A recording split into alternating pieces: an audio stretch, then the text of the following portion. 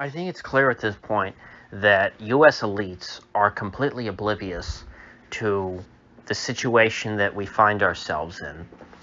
They are they have no idea that there is any sort of limit to their power.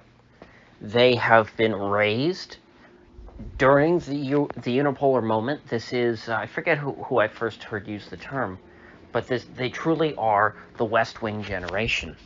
The people running our country have no concept of their own mortality. They think that their power is limitless and that there will be no consequences, that there's no blowback, no pushback for anything that they do. And because of this, because they fail to understand that I believe it was Charles Krauthammer, what he called the unipolar moment, maybe it wasn't him, maybe it was, gosh, who was it? In the early 90s, though, after the fall of the Soviet Union, or in the midst of it, there was this term coined, the unipolar moment. And it was the moment in history in which the United States was the unquestioned, unabashed, single superpower on the entire planet, where we could do whatever we wanted, for the most part. Where there was no one who could ever stand up to the United States. If the United States willed it, it would happen. But of course, what people understood at the time was that this was a moment. It was not the end of history. It was not for eternity. It was a moment. And more intelligent leaders would recognize this, and they would be preparing for it, and they would change their actions. They would adapt their strategies to account for this. They would see rising powers around the world, places like India and China, and they would recognize, you know what, there is some competition for world domination. And by changing their strategies, even though the U.S. would inevitably decline relative to the rest of the world, that doesn't mean that the U.S. would get poorer, that the U.S. would lose power. It's just that the world would not be so lopsided in favor of the United States. There would be more balance in the world. There would be, more than one adult at the table. But America's relative power, its unquestioned supreme dominance over the planet, was always going to inevitably decline in relative terms. But because the people running this country fail to accept that, they're accelerating the decline. They're not abating the decline. They're not managing the decline properly. They are running the United States empire, because I want to distinguish, sort of the overseas empire, the foreign policy world of the United States from the domestic country, what Americans think of as America, and then what the rest of the world thinks of as America. They're two very different things. And so long term, I'm very optimistic about the prospects of, the American homeland. I think we'll be just fine here. But in the short term, we are going to experience a significant amount of pain because of the bungling of the decline of our international overseas global empire at the hands of our so-called betters, at the hands of the so-called adults in the room. What I'm referring to is this abuse of the very pernicious sanction power that the United States has wielded with such gusto in the post-Cold War era. Of course, early on, what are the countries that we see sanctioned? North Korea, Iran, later on Venezuela. It's possible for the United States to use its overwhelming influence on global commerce to try and freeze out individual small countries, relatively small. Iran's pretty darn big, but compared to the United States, it's pretty small. But it's possible for the United States to mostly freeze out countries like North Korea or Iran. North Korea, it's much easier because there's not really much to offer. North Korea doesn't have much to offer the world. Iran actually does. Venezuela does. But it's been possible. The U.S. has been able to turn the screws on these smaller countries. But now, what's happened is, as I said, the wizards of smart, the people in the State Department, educated people who went to good, well-known universities that you've all heard of, they see no limit to this power, and they're trying to apply it to Russia. They think that they can just freeze Russia out of the global economy. The rest of the world will listen to us. We'll all say, yes, Russia's very bad, and we'll all go on about our lives, and Russia will just spiral downward into the pits of hell because they will be deprived of American dollars. And anyone who doesn't go along with it, well, we can sanction them too and completely destroy their economy. There have been threats floated, trial balloons floated in the media about even sanctioning India or China. Joe Biden had a call with Xi Jinping yesterday, I believe it was, in which he threatened Xi Jinping with consequences for supporting Russia. And as absurd as it sounds, there actually are people in the United States, in the U.S. government, who think that they can do this, who think that they can get away with it. And as pathetic as it is, actually I shouldn't say this because it's not the people's fault. When I speak to ordinary Americans, people around me that I know in my life, I get a little bit of a taste because I don't really consume American news, but to the extent that anybody knows about what's going on with this crisis in Europe at all, they know about it from, mainstream American news. So I talk to them, and the impression that they're getting is that Russia's on the brink of collapse, that they're completely isolated from the rest of the world, that nobody will talk to them, nobody wants to be their friends, they look so stupid, and that just couldn't be further from the truth. Russia, at this point, is being pushed into a bloc which includes the two most populous countries on the planet. Both China and India have populations in the billions. Russia, on the other hand, by land mass, is the largest country in the world. Oh, and did I forget that even Pakistan really is being included in this bloc? Imran Khan, I saw a clip from a speech he gave a couple weeks ago about the hypocrisy of the United States and Europe, telling him, he needs to condemn Russia. And his response was basically, hey, when have you ever, backed me up in, the whole issue of Kashmir? Why don't you're not on Pakistan? We never asked you to side with us and to back us up diplomatically over the Kashmir issue. Why should we back you up over the Ukraine issue? And it's a very fair point. There is no logical reason why, geopolitically, Pakistan should be condemning Russia. It's the emotion of Western leaders. They demand that everyone condemn Russia and that everyone try and freeze out Russia because it's just a matter of fact. Russia and Putin, they're the bad guys. We're the good guys. Therefore, if you're not with us, you're against us, and that makes you a bad guy too. And much of the planet is simply just going to not want to go along with this. This idea that the entire human race is unified against Russia, and that somehow Russia can be sanctioned, is absurd. The U.S. cannot force India and China to go against Russia. And it's not in India and Russia's interests to go against China. And so what we're moving towards, where we're going with this, is not freezing Russia out of the world. It's freezing the United States and Europe out of the world. And that will accelerate our decline, a decline that almost nobody in America recognizes. It's a decline that people refuse to recognize, and so they think it will just go away. Smart people who really cared and, were intelligent and, had a pulse who weren't already dead inside, they would be trying to manage America's transition into this new era, out of the unipolar era, with grace, trying to ensure that there weren't any bumps in the road, that we didn't have a massive disconnect. But instead, they're setting us up to experience great economic pain.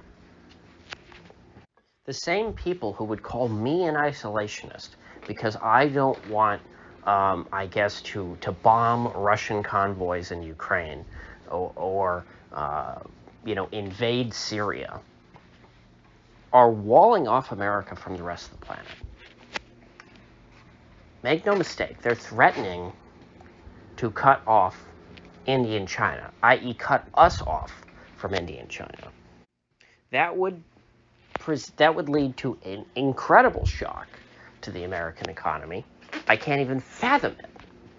I mean, really, what are they going to do when China takes back Taiwan? Which at this point, China has no reason not to. In the same way that Putin has no reason not to grab as much Ukraine as he, could possibly want, there's no appeasing the United States at this point. They're not acting rational. If the U.S. is threatening to retaliate against China because they refuse to condemn, Putin and Russia, as if they're some kind of Russian athlete competing overseas, if I were the Chinese, I would happily go ahead and just take back Taiwan. And then I would say to the U.S., what are you going to do? Sanction me? It's not like all of these Chinese companies that produce things don't have a domestic market. China has 2-point-something billion people. They have a domestic market. Sure, could they, fill the gap left by their exports? No, but I mean, this is a communist country. How private really is their private enterprise? If these Chinese companies that export so much to the West, if they have to take a short-term hit and have to scale back their operations and provide consumer goods to, Russia and the domestic Chinese population and the rest of the world and all that, would that do some damage to them? Sure, but it wouldn't be worse than the Great Leap Forward. Certainly not. It wouldn't bring down China. Certainly not. On the contrary, it would engineer, I think, significant domestic consumer price deflation in China, because the Chinese would no longer have to compete with Westerners, with the United States, with Americans, for these Chinese-produced consumer goods. Because that's the thing. China, in this relationship, is the country with all the stuff. America is the country with the green pieces of paper. And so whatever disruptions in the short term that would be created by, let's say, the U.S. going, full scorched earth on China like they are trying to do with Russia right now, whatever, bits of pain they might be able to inflict upon the people of China, it's going to be multiplied 100-fold onto the American population, because there simply won't be any stuff to consume. There wouldn't be much of anything to buy with your dollars. The value of the dollar would plummet. Standards of living in this country would plummet. And the psychological effect of that on an American people who not only think that they are literally on top of the world, that they are, the apex of human civilization, that they are, the richest, most prosperous country in the world, it would not be insignificant. And as the United States retreats into economic irrelevancy, United States Treasury bonds will lose their relevance in the global financial market. So as that happens, people will sell American debt, And interest rates don't have to rise much. Let's say if we got to 10 or 5% on the 10-year, that would be the end of America. The United States would be bankrupt. And I don't mean that simply, because of the Chinese, because, the Chinese own something like $1 trillion in U.S. debt. I'm not just saying that, China could sell all their American bonds and crashes that way. What I'm saying is that the Chinese are being pushed into a position in which they will have no choice but to make the United States irrelevant in international trade.